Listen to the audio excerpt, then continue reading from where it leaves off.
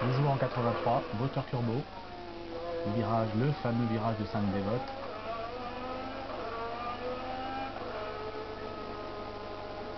Ah oui, les glissières là, tout de suite, on a l'impression qu'elles sont...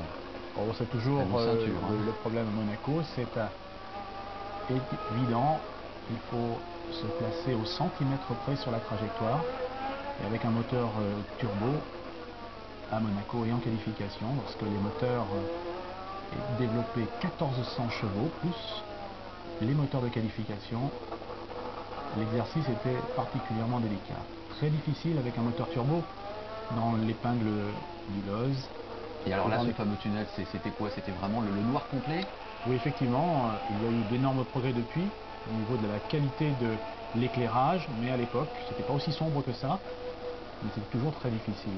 Donc, difficulté à Monaco, dans l'utilisation d'une Formule 1 de moteur turbo, c'est d'avoir de la souplesse d'utilisation, de progression, et tous ceux qui arrivaient à avoir des moteurs souples, eh bien, étaient très, très avantagés.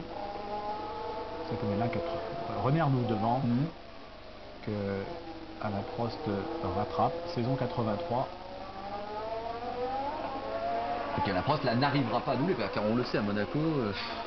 Oui, mais là c'est toujours, encore une fois, un tour d'installation, ce n'est pas un tour en course, il ne prend pas le risque de vouloir passer à la rascasse, de toute façon c'était impossible. Ah, là peut-être. Et la main droite qui va, bien entendu, toujours chercher un rapport, un des éléments techniques de l'époque, aujourd'hui résolu. Ah ça, je dois avouer, mon cher Patrick, on se demande comment vous faisiez, quoi, parce que c'est vrai que maintenant ça semble tellement facile, enfin facile, évident, je dirais. À l'époque, ça devait être épouvantable au niveau du poignet, non?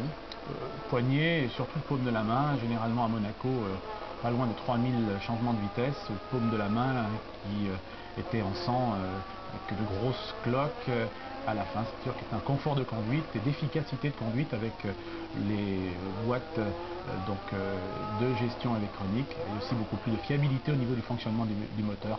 Voilà, un grand plaisir que de pouvoir se retrouver avec Alain Prost, un des maîtres de ce circuit de Monaco.